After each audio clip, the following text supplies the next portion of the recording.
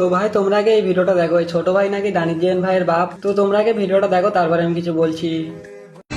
আরে কিছুগুলো সাবরি রোস্টার আছে দানিশরা বেন মানে আরে দানিশ খেলা দানিশের বাপ আমি মানতে হবে ব্রেন बाप तो बाप रहेगा, बाप तो बाप रहेगा, बाप तो দেখেছো তো ছোট ভাই, তুমি দানিশ ভাইকে চিনবা কি করে বলো? তুমি তো সবে নতুন ডাউনলোড হয়েছো, তোমার বয়স মনে হয় 500 বছর হবে, তুমি এখনো ভালো করে কথাও বলতে পারো না।